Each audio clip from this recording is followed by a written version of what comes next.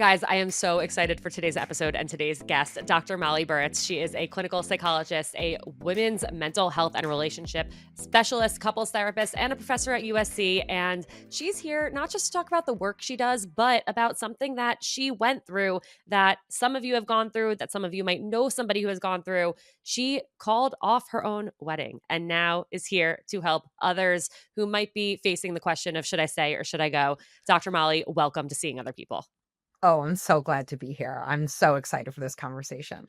I am honored to have you, and I thank you for the work that you are doing and all of the people out there that you help, and just for being here for this conversation.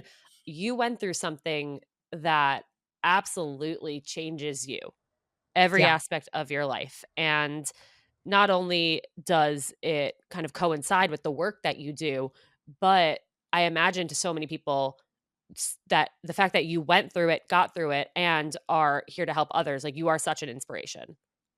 Thank you. I hope that my story can help others. And I know a lot of times we don't know anything about our therapist, right? We don't know what about their life journey has informed what they're doing. And I think people make this assumption that couples therapists have perfect relationships. Mhm. And for me, honestly, the opposite is true. I'm in a great marriage and a great relationship now, but I think what really led me to this work was the experience of having several failed relationships that I got really, really curious about what was going on and tried to like heal myself first from an academic perspective by learning all I could about relationships and connection.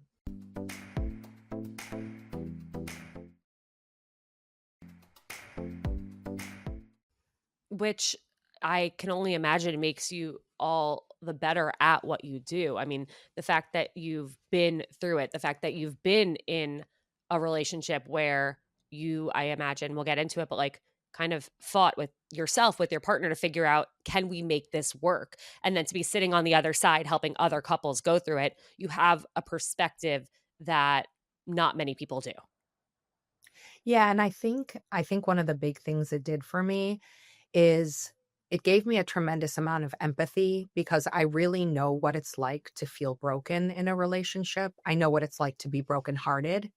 I also know what it's like to break a heart. And I think we get into this mindset where there are villains and there are victims. And my experience of relationships is that, yes, on occasion, that is true, especially in areas like toxicity and abuse. But for the most part and predominantly, everyone is experiencing some kind of wound in a relationship when it ends. We experience it differently, and how it comes about is different. But I think this idea that there are victims and villains is just a little too black and white for me. Yeah, absolutely. Where were you professionally in your life when you were in this relationship? So interestingly, I was at a huge precipice. So I met this person when I was just starting out grad school, getting my PhD. And I had moved to Texas for this opportunity to get my PhD. And I met him there and he supported me and was with not financially, but he supported me emotionally all through, a very difficult graduate school experience. Um, and just at the time when I was about to graduate and go on to do my residency in Northwestern University in Chicago, that is the time that we were supposed to get married, and then we would both move to Chicago for my residency. And 6 weeks before the wedding, after invitations had long gone out, that's when I called off our wedding, and I ended up moving to Chicago by myself, which was really, really scary. Wow. Talk about changing every single thing in your life at the same time. I mean, Yeah. that's hitting you from every angle. Okay. What was going on in the relationship that led you to A, say yes to a proposal, and then Mhm. B, say this isn't it? Okay. Well, to understand what was going on, I think you have to understand a little bit about my relationship history. Mhm. So, I had experienced a lot of heartbreak in previous relationships. I had been with someone for a long time who ultimately didn't want to marry me, but really didn't make that clear. and kind of took me on a wild goose chase for a long time that I allowed myself to go on. And that was very painful. So when I met this person, I was in a wounded state already. And I had a lot of anxiety about relationships. I've always experienced anxiety in relationships. When I was a little girl, I had really bad separation anxiety, such that when I first started going to school at 4 years old, I would cry every day when my parents left. And it was so distressing to me that the teachers told my parents that if I didn't improve, that I was going to have to leave the school. And so it was Wow. really intense. And it wasn't a normal course of events like typical separation that a child experiences. I had really like, I didn't know it, of course, but it was like a diagnosable condition of separation anxiety in children.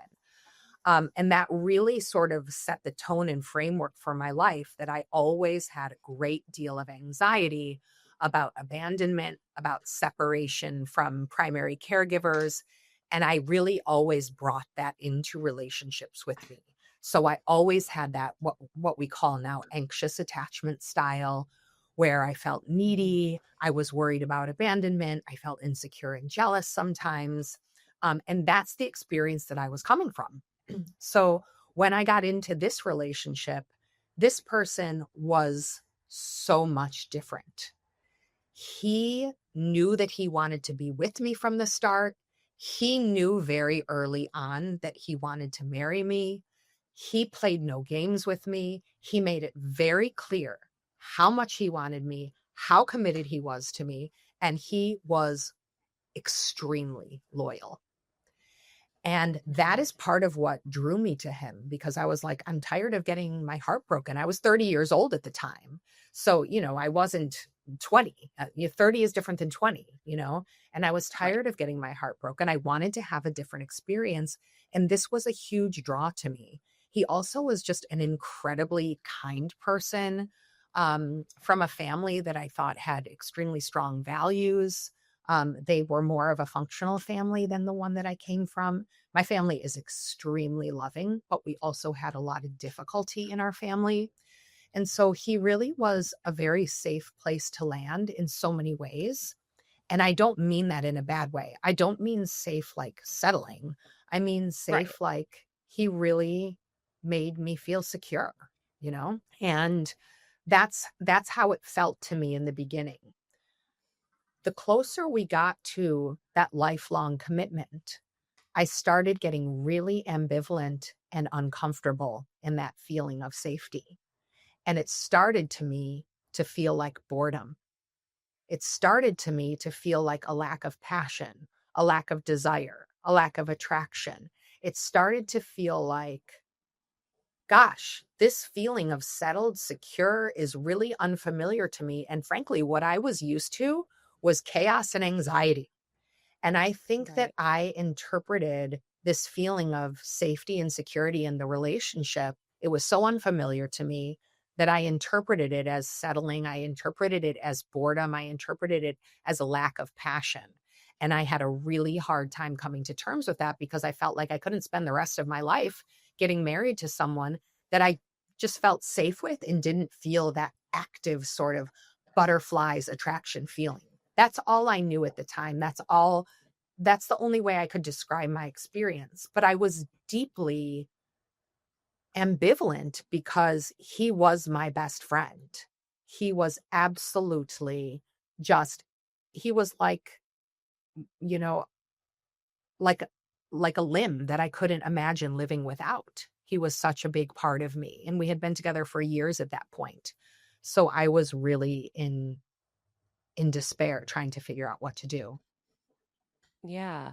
It's so interesting because I with my now husband Jake, our relationship is and was the first time I ever felt like actually safe with somebody. Like I Mm. could be myself and like I wasn't afraid that they were going to leave. And same qualities. He was being so communicative.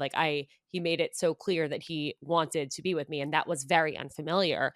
And I remember talking to somebody after like our first few dates and I'm like I mean after our first date I was like, yeah, like it was kind of boring, like it was Mm. fine, but that was very different than every other first date where I would come home and say, "Oh my god, I'm in love. I will die without this person if this person doesn't wanna go on another date with me." And the more we got to know each other, the more I just felt like, yeah, like, this isn't a whirlwind romance, but it just feels very, like, smooth sailing and consistent, and that's really, really weird and different for me, but I'm just gonna go with it.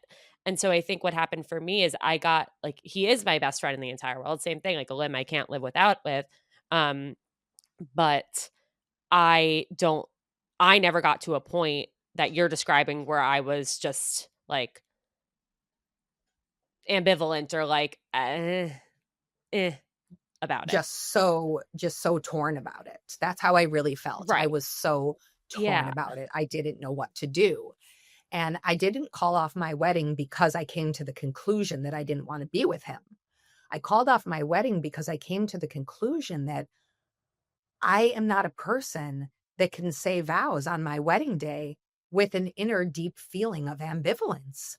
Like, Right. I didn't know that I wanted to live without him, but I knew that I didn't feel right choosing him every day for the rest of my life, that I couldn't do that in integrity.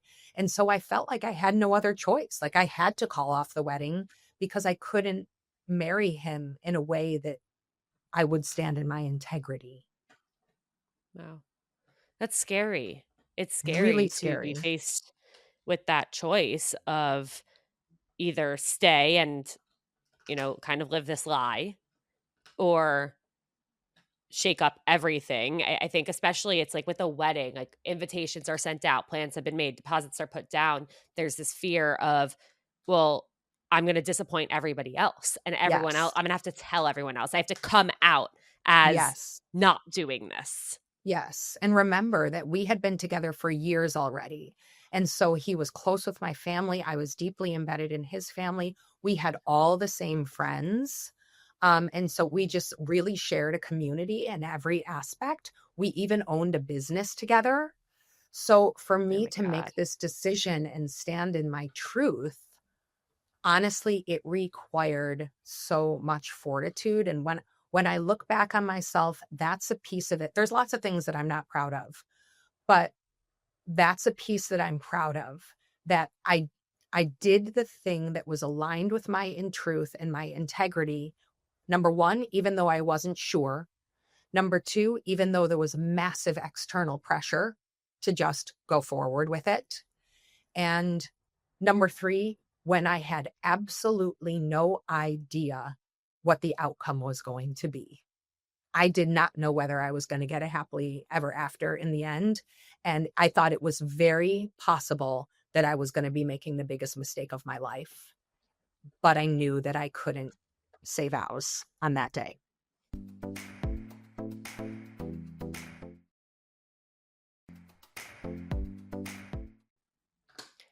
Yeah, I mean, I imagine the internal battle is just grueling, like, if you're going through the motions, but in the back of your head, I mean, even any doubt, any cold feet, any questioning, "Do I want this?" while you're planning this giant thing. A wedding is not a little thing.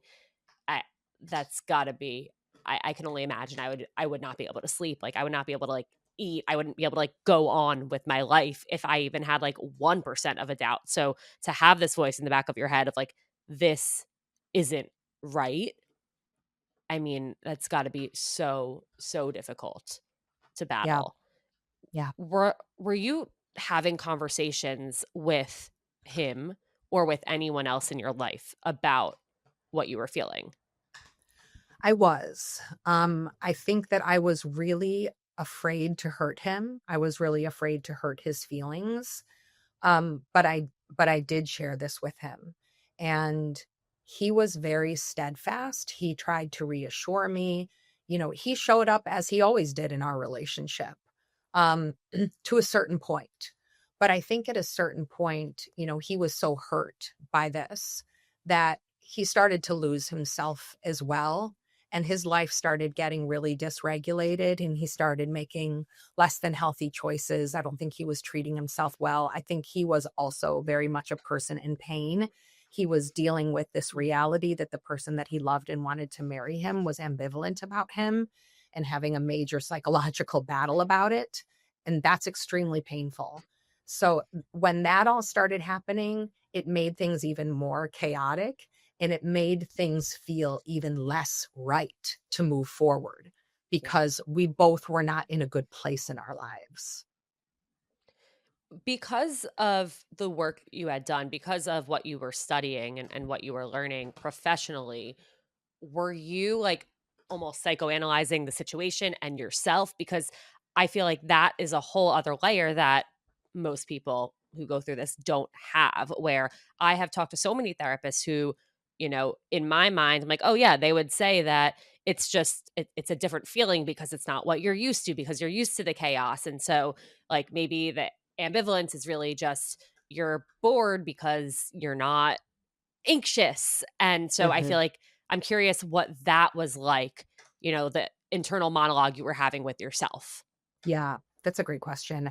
I think that my personal healing had not caught up with my academic knowledge. So I Mhm. knew a lot of things intellectually and I could see things from a broader perspective. I could sort of see what was happening, but it didn't change the way I felt. It didn't change my internal experience. And I still had a lot of healing that I hadn't done that made it kind of impossible to internalize the intellectual lessons that I was learning. Mhm. Yeah. That makes sense. And I mean, it's always it's easier to give advice than to take advice. And it's hard when you're in the situation, you can't zoom out. You can't remove the emotion from it. You can't remove the pain from it and just look at it as black and white, because it's not. Because it's your life Yeah. and every single action has consequences. Every single thought has a snowball effect. So, yeah, that makes sense. Okay. When you decided, I am not going to go through with this, what was that day like? My memory is that it didn't feel like one specific day that I made the decision, but I do remember the specific day that I told everyone that the wedding was canceled. Because obviously invitations had gone out and I needed to inform everyone that the wedding wasn't happening. And so I remember Yeah. sending out a mass email. We had planned a pretty small wedding, and so the only people that were invited were people that I trusted and that I'm close to. It wasn't like one of these big blowout affairs where like, your 10 childhood friends from the 3rd grade are also invited. Like it wasn't that. Right. Um, so there was a little bit of safety in that. And a lot of the people who were invited to the wedding knew that I was going through a hard time. And so, yes, there were some people that it came as a total surprise and shock to, but since it was a small invite list, a lot of the people on there also kind of knew as well. And I think that that was really helpful to me, that I didn't keep all of these feelings buried inside the whole time. I am scared to think about what would have happened to me if I didn't make the choice to tell some trusted, close loved ones. You know, um, having people that knew what I was going through and that could support me and would love me no matter what I decided was really helpful. And they also helped give me a really helpful perspective, which was that, Molly, either way you go with this, you're going to be okay. Because here's where I got really stuck. And I know that people out there are going to relate to this. I thought that there was a right choice and there was a wrong choice. And that one choice was going to lead me to the path of never ending happiness. And the other choice was going to lead me to a path of total despair and destruction. And so the stakes for this decision were so high. Um, and I was trying to figure out which was which, and I didn't know. But the fact is that I was ambivalent. And part of the reason I was ambivalent is that it wasn't so black and white, that either way I Right. went was going to have its consequences, and either way I went was going to have its challenges and its benefits. And that was one of the really important lessons that I was like, okay, even though I'm so anxious about relationships, this decision does not have to be the end of my life if I choose the wrong way. Even if I choose the wrong thing, I will be okay. And that's a message that I think is super important, that one decision does have impact, but you are a strong person. And even if you make a decision that you end up regretting, there is still a way forward for you to have a happy, healthy, fulfilling life.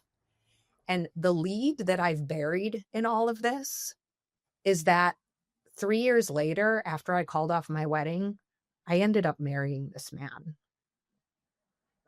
The same one? Yes. Oh my God. And I am married to him today, and we just celebrated our 10-year wedding anniversary. Oh my goodness. Okay, congratulations. Thank you. I have a million more questions now.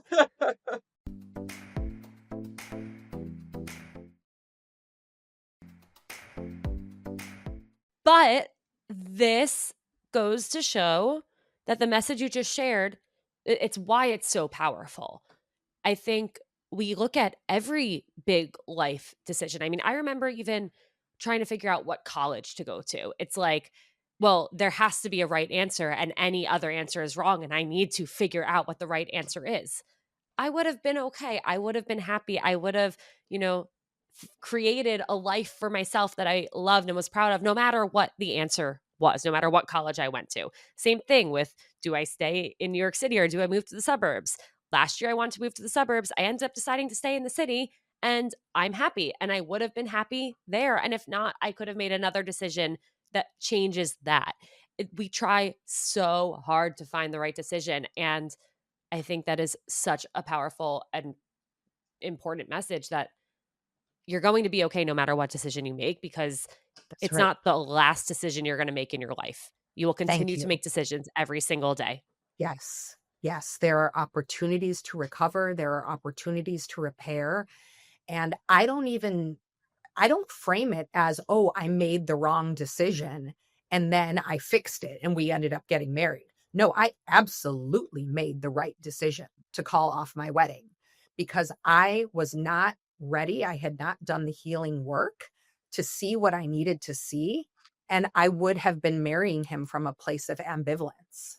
So I made the right decision to call off my wedding. Now, he ended up being the right partner for me. And part of how I know that he is the right partner for me is because it went in that direction. Life Right. takes you on a journey. And I didn't know how it was going to end up. I absolutely did not know that I was going to marry this man when I called off my wedding. I thought for sure I was going down a path toward loneliness and despair.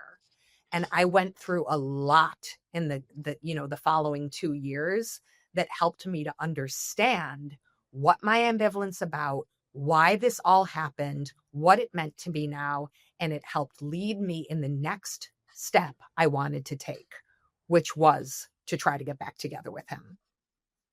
Wow. Okay. I obviously need to hear what that was like, but I want to just give everybody a little preview of what's to come. And that's that you've developed this framework with questions that you should ask yourself before calling off a wedding. So we will absolutely get to that. But I also need every single detail of Okay. the healing you went through. What made you decide, wait, I want to explore this again? And how did that happen? Okay. So I called off the wedding and I moved to Chicago without him. And I did my residency in Chicago. And the entire year that I was there, I felt sad about not having him in my life. I missed my best friend. I constantly thought about him. I always stayed in contact with him, and I'm so grateful that he was willing to do that. It also propelled him on a path toward being just much more healed and healthy himself. I think when the things you surround yourself with that kind of support you are taken away, you have an opportunity to really put your trust in yourself and in God, or to crumble. And I think he really put himself in the trust of himself and in God. And he really did a lot of work on himself to be an even healthier, happier person. And so I kind of saw all that happening. I saw how he managed this and how he handled it. It was very attractive to me. And I was just living with this experience of like the loss of a limb, that like my life just did not have the color that it had. I felt like I was living in black and white every day, you know? And that was important data to me. And I had a therapist at the time that I talked about this with every week. And I was trying to reconcile this feeling because, look, just because you're sad about a decision doesn't make it the wrong decision. And so Right. I wanted to give it time to be like, am I sad about this because I should be with him? Or am I just sad about this because it is a loss? You know, I didn't know the answer to that. But my feeling of missing him and of something being deeply lost without him stayed for so long that I couldn't ignore it over time. And at the same time, I was doing this work with my therapist of understanding how these previous relationships that I had been in that had been so passionate and so intense, I started coming to terms with the fact that, yeah, and then they burned out as quickly as they started. They had these really intense beginnings, and then they had these really intense, horrible endings that left me totally brokenhearted. And I was telling myself that that was the model for what I wanted for a lifelong relationship. And I started really questioning that. I started really digging into, what are my values and what am I actually looking for in a partner? Because here's what I didn't know then that I know now. If you want a lifelong relationship, you have to be thinking about a long life. And Mhm. the things that were important to me when I was 25 are not the same things that are important to me at 47. And I wasn't thinking about a long life. I was thinking about what makes me feel good and what matters to me in this moment. And in that moment, what mattered to me was the feeling of falling in love and passion and fireworks. And oh, I guess if it came with a lot of anxiety and feeling insecure, and I'll work on that as I go. Well, Mhm. no. Actually, what I needed to expand my mind to was the idea that a safe relationship is not boring. A safe relationship, a feeling of security, of being deeply cared for and wanted and committed to, is the foundation for the rest of your life. And without Mhm. that, your relationship will not last the rest of your life. Okay. Yeah. I'm thinking that in the relationships I was in the past where I was constantly anxious, I would just justify it as, well, yeah, I'm anxious because I love this person and can't imagine my life with them. And I'm so Yeah. like, of course I'm anxious because I don't want to lose them. Like it means I have something that I'm afraid of losing. And like, that's not how it should feel. Yeah. I shouldn't have to Yeah. justify that anxiety because I shouldn't have that anxiety in the Yeah. relationship I'm in. I should feel safe. Yeah. And this, what I started realizing was this was my big contribution to it. And I think what my now husband realizes is that in that relationship, he was waiting for me. I was the one who was getting my PhD. I was the one who had these big goals. I was the one moving toward my big career. And he was basically waiting for me to finish school so that we could move to Chicago and go on to the next chapter. And he was kind of waiting to figure out his life and letting me occupy the starring role in his life. And that was a problem because he does not deserve to be a supporting character. He is a leading man. And during the time that we were apart, he stepped into the protagonist role in his life. Mhm. He became the leading man in his life. He moved toward his goals. He decided what he wanted to do. And honestly, I don't know if that would have happened if we hadn't broken up, because we had just gotten in this habit, this dynamic that I was the one with the big goal and he was the one that was supportive of it. And those roles were totally, just knocked around on their head. And that was really important. And it started helping me to see him in a different light, that, oh, he's not just this supportive guy. He is this incredible leading man in his own life. And as I started doing this work, what I noticed was I started becoming more interested in him, more attracted to him. We started having conversations that were more truthful, more intimate. And that intimacy, even though we weren't together at the time, that really set the tone for me, that I saw the tables turn, that I was like, wow. And what I want to tell people is that if you're not experiencing passion in your relationship, I want you to ask yourself, do I have real intimacy in this relationship? Because when couples come to me and they tell me we've lost the passion, we feel like roommates, I know one thing for sure, that there's somewhere that they're not telling each other the truth. And maybe they're not even telling themselves the truth. They've gotten into a habit of living their lives in a very prescribed way, and they've really stopped seeing each other deeply. They've stopped having true intimacy, because passion is easy to have in the beginning of a relationship. And we absolutely had that. Right. It's very hard to have it in a long-term relationship. And that's because of the habits and patterns we get into, where we stop being intentional. We stop seeing each other for who we truly are. And we stop having real intimacy. We have this fake intimacy where, well, we live together every day. I know what they look like naked. I know how they brush their teeth and when they skip showers. And that's a type of intimacy. But another type of intimacy is really knowing what the other is thinking deeply, knowing what they're afraid of, knowing what their vulnerabilities are. And when people tell me that they're missing passion in their relationship, the first thing I say is, well, tell me about your intimacy. And there's usually something missing there. Yeah.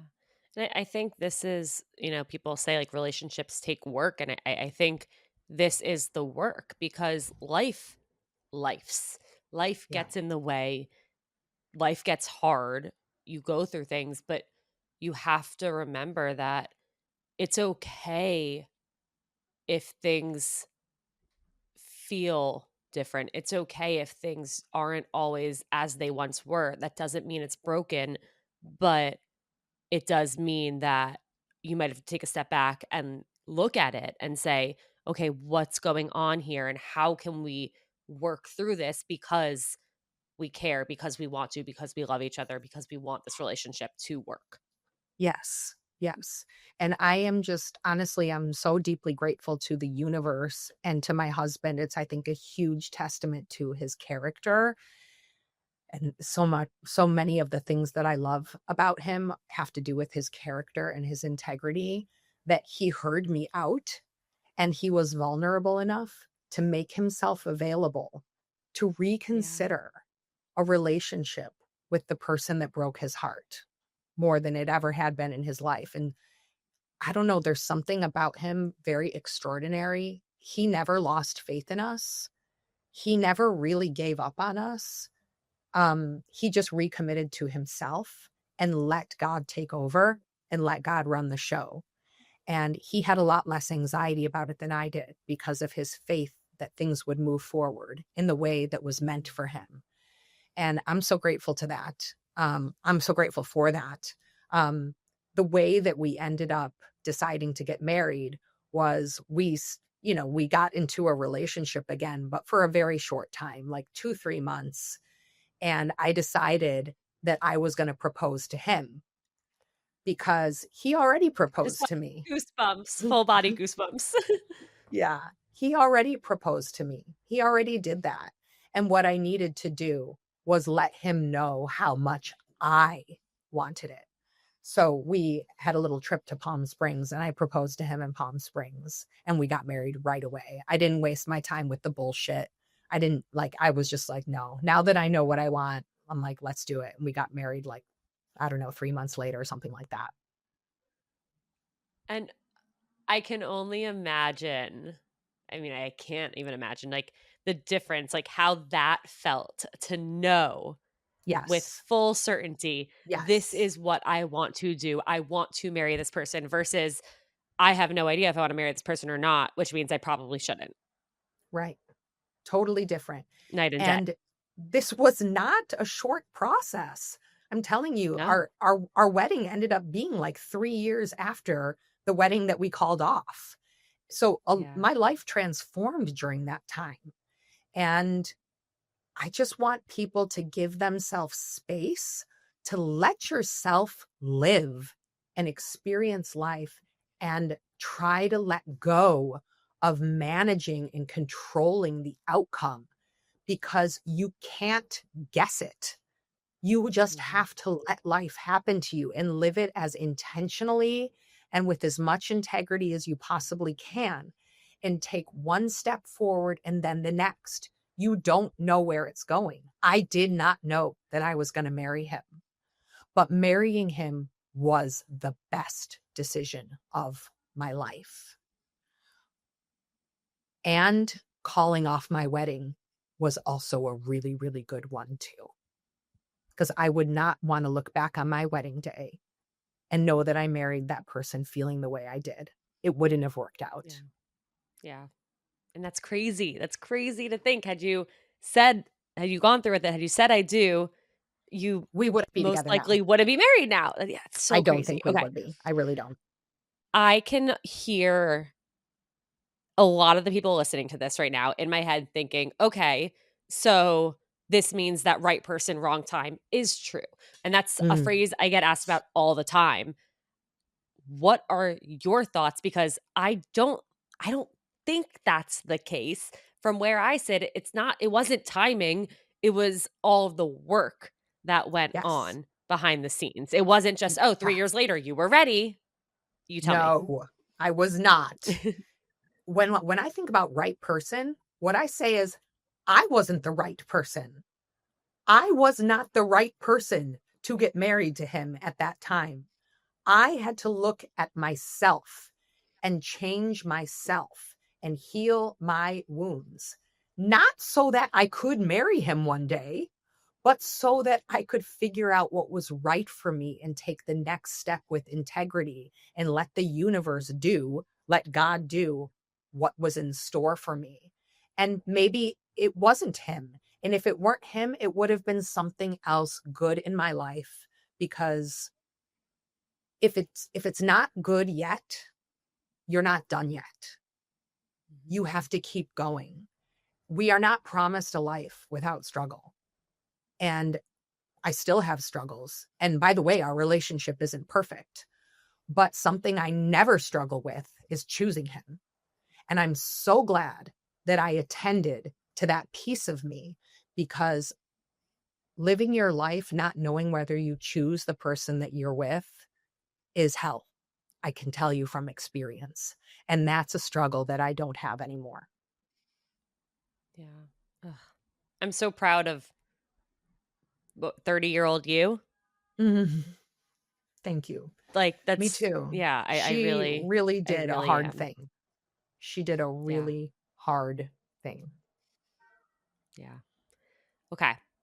For anyone listening, and this doesn't relate to just calling off a wedding or getting divorced, but any breakup, any decision about a Yeah. relationship, what are the questions that someone should ask themselves before deciding to call it off? So, a place that's good to start from is you got to figure out if you're having ambivalence, that already tells you there's something to explore here. Okay. So, if you're listening to this podcast because you're someone that's thinking of ending a relationship, instead of seeing this as a horrible, scary thing and trying to push away this feeling, I really want to invite you to think of it as an opportunity because all it's saying to you is, oh, there's something to explore here. All right.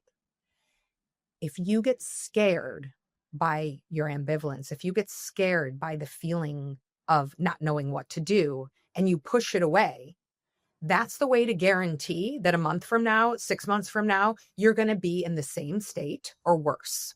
Okay. Because the phone is ringing and it's asking you to pick up and just find out who's on the other line. That's what's happening here. And if you don't answer the phone is going to ring louder and louder and louder until it interrupts your sleep, until it stops you from being able to work, until it creates so much anxiety in you. This whole thing of not answering the phone is going to become worse than what would happen if you would just pick up and ask, hello, who's there? Okay.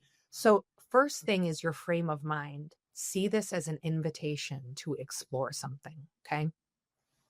My second thing is in trying to decide, you have to determine whether this is your anxiety speaking or your intuition speaking. I urge you to try not to make choices from a place of anxiety or fear, but to try to dial in and make choices from a place of intuition.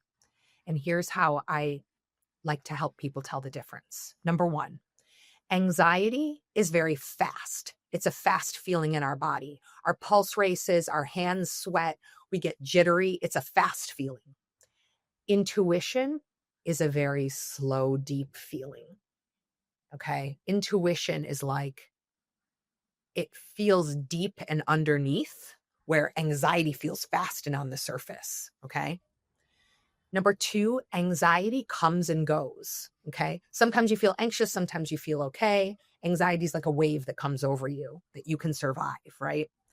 But intuition is like a deep knowing that you continue to come back to the same feeling. When you're paying attention, when you're still, that feeling is there and you can feel it. Okay. Anxiety comes and goes. Anxiety's in fits and spurts, but intuition is always with you if you're quiet and you tap into it. Okay. And the third one is anxiety tends to be future focused, whereas intuition is about the present moment.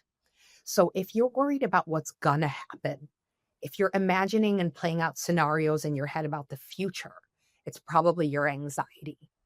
But if you're feeling that something isn't right in the present moment, in the here and now, it's probably your intuition. Okay. So if you tap into your intuition and you're able to say, no, this ambivalence is coming from my intuition and not my anxiety, that is probably a sign that there is something there for you to take a look at. Okay. Here's something else you want to think about before you decide to end a relationship. Have you given your partner an opportunity to address your concerns? Okay. Yeah. I think like we've learned so much about boundaries in the past 10 years that I think we can be really quick to cut off relationships and set a boundary because someone's not meeting our needs. But have you asked for your need to be met?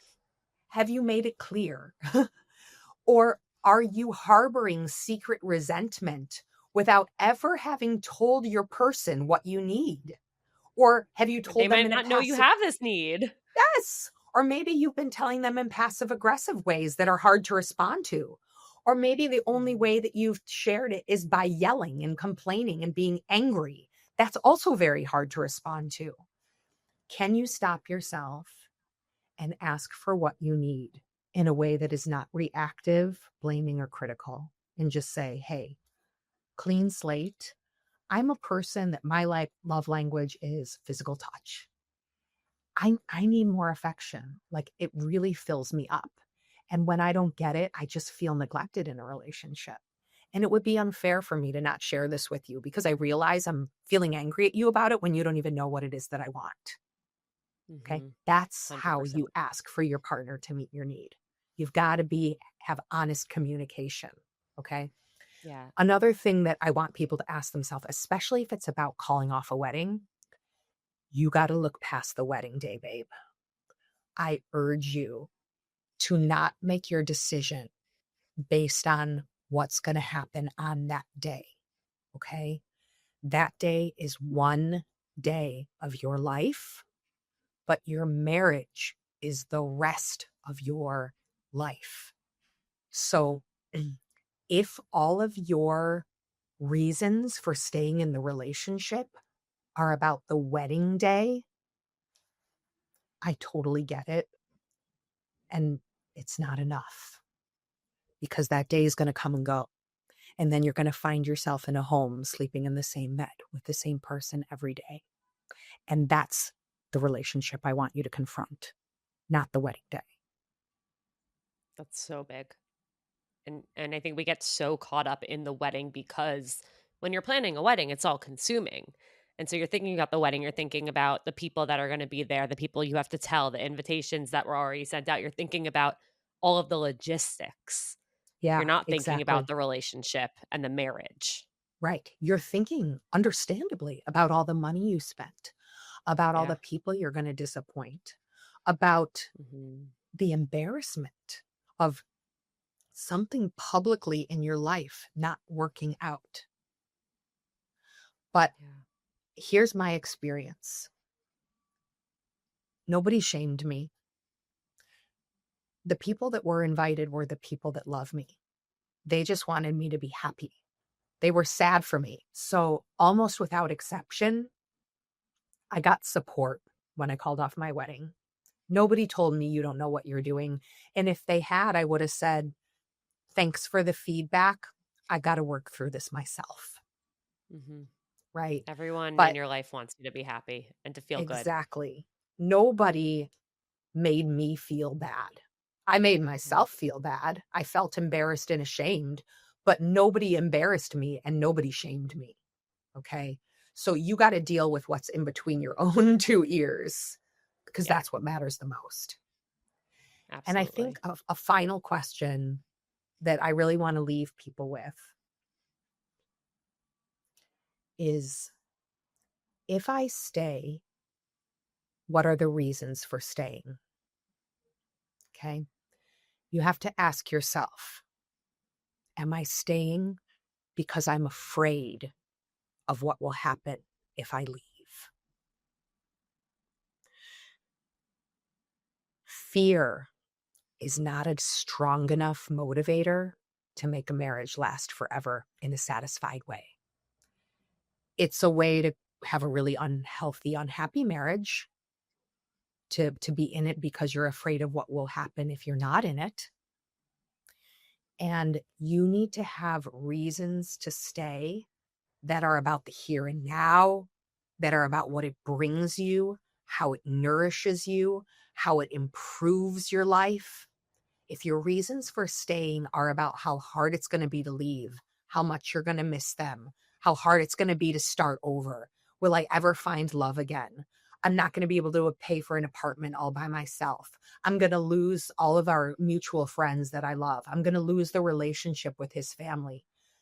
Those are not good enough reasons to try to be with someone for the rest of your life because, babe, I promise you, you're going to survive all of that. You're going to survive all of that. It doesn't feel like it right now, but you are. You're going to survive every single aspect of the loss. And you're going to get to the next stage, the next chapter. You move forward and you marry someone if you're excited about what they bring to your life and who they make you be, not because you're afraid of what will happen if you don't have them. Every part of your story and what you went through and what you've learned from it and what you've shared is so inspiring and empowering. And I am so happy for you. I'm so appreciative that you share it with the world and that I know without a doubt you're inspiring other people to choose themselves and to choose the life that they want and not just stay in something that doesn't feel right. And that's, I think, the greatest gift you could give the world. So thank you. And thank you for being here.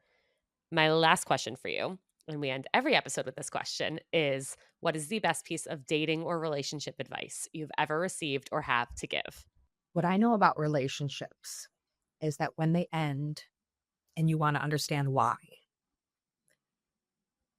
all you have to do is go back to the beginning because the answer is always there. So when you're dating someone very early on, I want you to have your eyes open because when it ends, you will be able to find on that first date, on that second date, you'll be able to find the features right there that led to the relationship's demise, except you weren't looking for them because you were paying attention to other things. You purposely looked past them because this partner has other things that also matter to you. And so you told yourself, these bad things don't matter as much. I can look past them. Or you didn't really sort of know yourself well enough to know how problematic something was going to be. So you got to know yourself and you got to have your eyes wide open in the very beginning because it's a lot easier to pivot to dating a different person when you're right in the beginning and you haven't invested so much. And believe me, I'm not telling you that you should just cut off relationships. But if you see something that already intuitively sits with you the wrong way, or that you know is a problem for you, stop making excuses to get around it just so that you can make this the relationship you wanted it to be. Because you're just going to find out later after you've invested time and energy and your heart I love that you're that. right And back it where is you started. so true. Dr. Molly Burritz, thank you so much for being here. Where can everybody find you? Where can they learn more from you? Shout out all the things. I'd love people to follow me on my Instagram because I'm really growing my following right now, and that's a big goal for me. And I'm at Dr. Molly Burritz, DrMollyBurrets. And my website is the same, drmollyburritz.com. There's lots of free resources on there. There's lots of worksheets, things that you can download that might help you on your journey. So I really Amazing. encourage you I to will check me have out both there. of those linked in the show notes. And thank you so much. This has been such a treat and truly so powerful and inspiring. I know I keep saying it, but I mean it so inspiring. I know I keep saying it, but I mean it so much. So thank you.